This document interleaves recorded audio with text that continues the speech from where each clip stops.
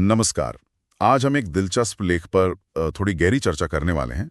शीर्षक है 1% रोज बेहतर, आरव की सफलता की कहानी। हाँ। ये कहानी आरव नाम के एक लड़के की है, जिसे मतलब अक्सर लोग शायद कम आंकते थे, साधारण समझते थे। हाँ, और जो इस कहानी की या कहिए इस लेख की जो खास बात है ना, वो ये है कि कैसे रोज सिर्फ 1% थोड़ा सा बेहतर होकर जिंदगी में कितने बड़े बदलाव आ सकते हैं। बिल्कुल यही आरव की कहानी का मतलब मूल है। सही। तो कहानी शुरू होती है आरव से, जो पढ़ाई में, खेल में, मतलब दोनों में ही औसत सा था, और उसे सुनने को मिलता था कि भाई तुम कुछ बड़ा नहीं कर पाओगे। लेकिन फिर क्या होता है, लेख बताता है उसे एक किताब मिलती है, द 1% रूल, और यहीं से वो कहते हैं ना, टर्निंग पॉइंट आता है। अच्छा। और वो किताब का जो सिद्धांत है वो सुनने में बहुत आसान है, पर है बड़ा शक्तिशाली, कि अगर आप हर दिन सिर्फ 1% बेहतर होते हैं, सिर्फ 1%? हाँ, तो साल के अंत तक आप लगभग 37 गुना बेहतर हो सकते हैं। 37 गुना?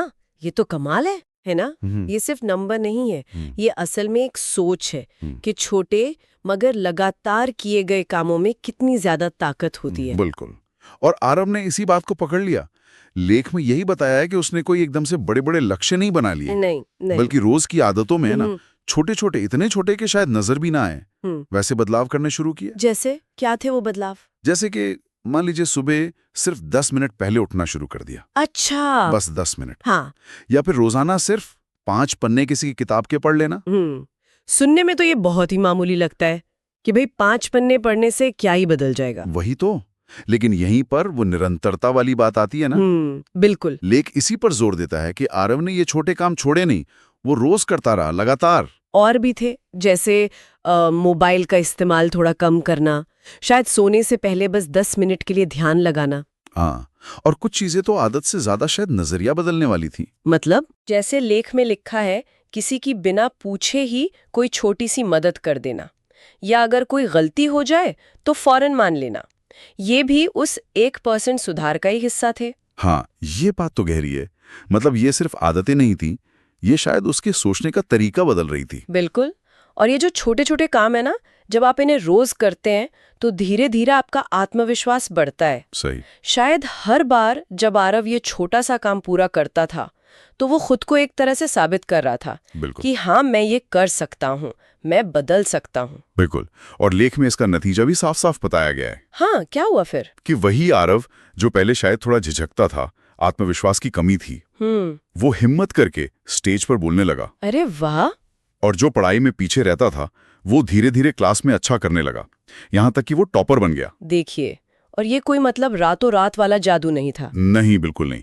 ये उसी रोज के 1% वाले प्रयास का नतीजा था। हाँ, इसे वो कंपाउंडिंग इफेक्ट कहते हैं ना, आदतों का।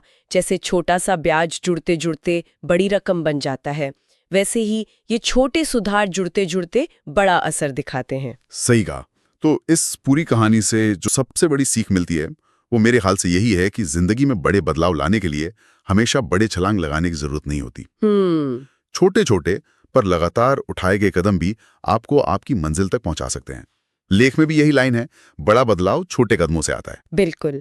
ये पढ़कर लगता है कि शायद हम सबके अंदर एक आरव छुपा है, जो बस वो पहला छोटा कदम उठाने का इंतजार कर रहा है। हाँ, ये व्यक्तिगत विकास का, सेल्फ इम्प्रूवमेंट का एक बहुत ही अच्छा उदाहरण है।